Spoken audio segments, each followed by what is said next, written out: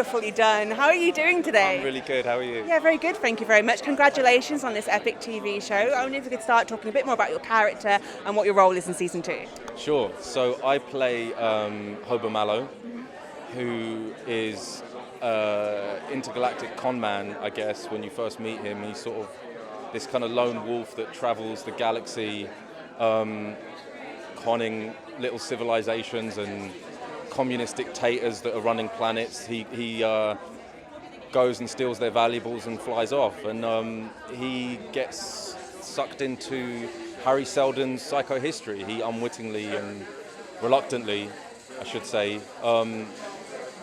is pulled into the second crisis in a way that is kind of key to its success, and realizes, that maybe being the nihilistic shitheel is not always the best thing, and the calling of history is saying his name, and he has to make a choice to be part of it or not. And great fun. It was a great role. I was one of those where you put yourself on tape and you kind of like, I really want this, and you know what I mean? And you try not to, but your mind starts imagining doing it, and you're already working on it before you've even heard back. And I was just grateful that David responded to the tape, and now I'm here today. Yeah. Amazing. You say a lone wolf and like an intergalactic con men. Was there any like other characters that you drew some inspiration from?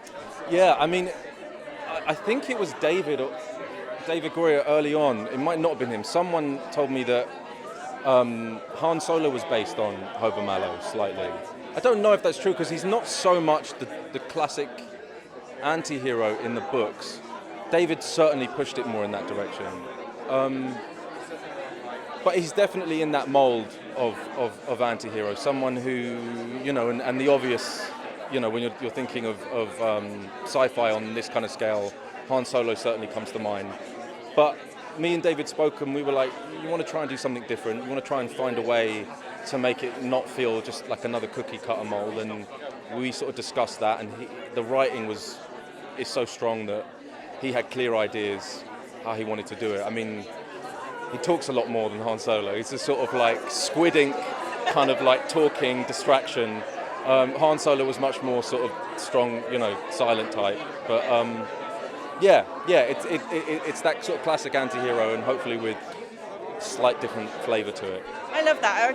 I would tell everyone. I'd be like, I'm playing the guy who inspired Han Solo. Yeah, I know. Yeah, yeah, exactly. Yeah. Harrison Ford's got nothing on me. Sorry, yeah, exactly. And he's getting on a bit, so. Yeah, exactly. I shouldn't say that. I'm sorry. I love Harrison Ford. I mean, yeah.